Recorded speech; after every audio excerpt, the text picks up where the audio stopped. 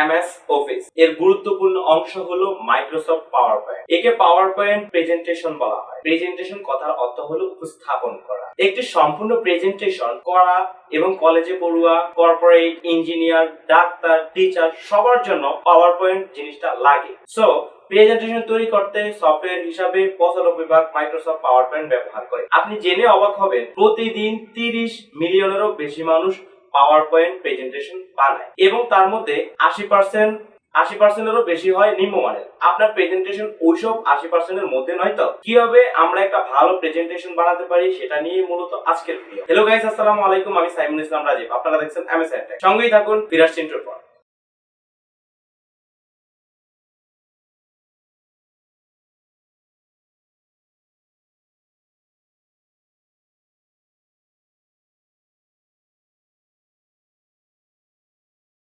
তবে শুরুতেই বলতে হচ্ছে, আপনি যদি আমাদের চ্যানেল নতুন হয়ে থাকেন please hit the subscribe button, আর যদি অলরেডি সাবস্ক্রাইব করে থাকেন thank you so much. First of all, power point theme. Default theme ব্যবহার করা একরকম ক্লায়েন্ট দেখতে ভালো লাগে না এবং আপনার বিষয়বস্তুর সাথে হয়তো মিলবে না।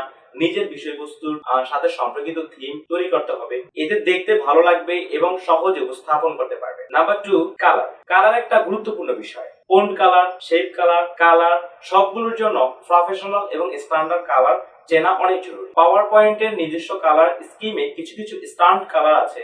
কয়েকটা কালারের মিশ্রণে ভালো কালার তৈরি করা যায়। স্ট্যান্ড কালার একটা বৈশিষ্ট্য হলো দেখতে সহজবোধ্য হবে এবং বোরিং লাগবে না। 13 বা এর পরবর্তী ভার্সনগুলোতে আইডোপার টুল দিয়ে ওয়েব থেকে যে কোনো কালার আনা যায়। মনে রাখতে হবে, কালার বাছাই করতে হবে স্লাইডের বিষয় থিম গুলোর উপর ভিত্তি করে। একটা স্লাইডের একাধিক ফন্ট, শেপ, কালার ব্যবহার করা ঠিক নয়। আরেকটা গুরুত্বপূর্ণ বিষয় হলো প্রত্যেকটা স্লাইডে একটা কালার কম্বিনেশন থাকতে হবে। নাম্বার 3, ফন্ট নির্বাচনের গুরুত্ব কম নয়। এই ক্ষেত্রে আমাদের প্রফেশনাল ফন্ট বাছাই করতে হবে। যেটাই ব্যবহার করি না কেন, একটা প্রেজেন্টেশনে 2টি ফন্ট ব্যবহার করা উত্তম। একটা টাইটেল আর একটা সাবটাইটেল বা বিবরণী। ফন্ট সাইজ এমন রাখতে হবে যেন পিছনের যে কেউ ভালোভাবে দেখতে পায়। নাম্বার 4, বুলেট পয়েন্ট তো বুলেটই। একটা প্রেজেন্টেশনকে হত্যা করার জন্য এই বুলেট পয়েন্ট যে যথেষ্ট। মনে রাখতে হবে, one idea one slide. Bullet point দেওয়ার মানে অনেক আইডিয়া বা পয়েন্ট একটা স্লাইডে যুক্ত করা। একটা যথাসম্ভব পরিহার করতে হবে। Number 5, simple slide. অনেক দেখা যায় নিজে যা বলে তার সমস্ত কিছু পাওয়ার পয়েন্টে স্লাইডে লিখে দেয়। যে কোনো কিছুর সংখ্যা বা তথ্য সব লিখে দেয়, এতে কেউ প্রেজেন্টেশনের দিকে তাকাবে না। আইডিয়াটা বড় করে লিখে দিয়ে যথাসম্ভব বাকিগুলো নিজেকে ব্যাখ্যা করতে হবে। নাম্বার 6, চিত্রবহুল। পাওয়ার পয়েন্টে স্লাইড এবং মানুষ কিন্তু কম পড়তে ভালোবাসে, তাই স্লাইডে অত লেখালেখি করা যাবে না। যথাসম্ভব বিষয় সম্পর্কিত চিত্র, আইকন, গ্রাফ ব্যবহার করতে হবে। এতে মানুষের দৃষ্টি এবং মনোযোগ দুটি পাওয়া যাবে। নাম্বার 7, ট্রানজিশন এবং অ্যানিমেশন। প্রথম পাওয়ার পয়েন্ট পেলে সবাই যত বেশি পারে ট্রানজিশন এবং অ্যানিমেশন ব্যবহার করে। পাখি উড়ে যায়, পর্দা খুলে যায়, পয়েন্ট লাফালাফি করতে থাকে, এটা করা যাবে না। প্রথমত এটা মনোযোগ নষ্ট করে, দ্বিতীয় সময় নষ্ট হয়। তবে ভালো মানের কিছু অ্যানিমেশন ব্যবহার করা যায় সেখানে প্রয়োজন পড়ে, এতে প্রেজেন্টেশনের মান উন্নত হয়। যেমন বলতে পারি, স্লাইড চেঞ্জের জন্য প্যারালাক্স এফেক্ট ব্যবহার করতে পারেন। শেপ, পাওয়ার পয়েন্ট কিন্তু এক প্রকার শেপের খেলা। শেপগুলো দিয়ে বানিয়ে ফেলতে পারেন অসাধারণ কিছু ডিজাইন, চিত্র, আইকন। এভাবে একটা পাওয়ার পয়েন্টে প্রেজেন্টেশনকে প্রফেশনাল বানিয়ে ফেলতে পারেন। নাম্বার 9, কন্টেক্সট, অপ্রাসঙ্গিক বিষয়বস্তু। কন্টেক্সট অন্যতম একটা গুরুত্বপূর্ণ বিষয়। চোখ ধাঁধানো কন্ট্রাস্ট মানুষের দৃষ্টি ও মনোযোগ কমিয়ে দেয়।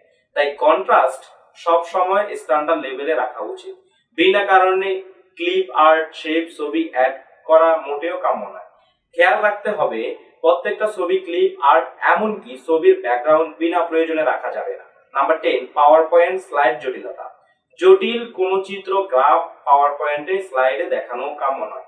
যথাসম্ভব সহজ, সরল এবং বোধগম্য ভাবে উপস্থাপন করুন, যাতে সবাই সহজেই বুঝে যায় এবং বুঝতে পারে। আরো কিছু বিষয় আছে। প্রেজেন্টেশনের মুহূর্ত পূর্বে সবকিছু চেক করে, যাতে কোনো কিছু এডিট বা ডিলিট হয়ে গেলে কিংবা ফাইল খুলতে প্রবলেম হলে ঠিক করে নিতে পারেন। সবসময় জেপিজি ইমেজ ব্যাকআপ রাখার চেষ্টা করেন। প্রেজেন্টেশনের পর মাঝখানে কোনো সমস্যা হলে শান্ত থাকুন, নিজের রাগ বা বিরূপ প্রতিক্রিয়া দেখাবেন না। আর দেরি হলে ইমেজ দিয়ে গুরুত্বপূর্ণ এবং গ্রুপ প্রেজেন্টেশনের ক্ষেত্রে প্রথম জন সবাইকে পরিচয় করিয়ে দেবে বা প্রথমেই পরিচয় হবে নেবেন। ভালো প্রেজেন্টেশন বোরিং না করার জন্য মাঝে মাঝে হাসুন এবং প্রশ্ন করুন বা ইন্টারেক্ট করুন। তো এই ছিল আমাদের আজকের ভিডিও। আশা করি ভিডিও আপনাদের ভালো লেগেছে। আর যদি ভালো লেগে থাকে ভিডিওটি লাইক দিবেন, কমেন্ট করে জানাবেন কেমন লাগলো। আর আপনার বন্ধুদের সাথে শেয়ার করতে একদমই ভুলবেন না। আর আমাদের চ্যানেল সাবস্ক্রাইব। তো আজ আমি যাচ্ছি, দেখা অন্য কোনো ভিডিওতে।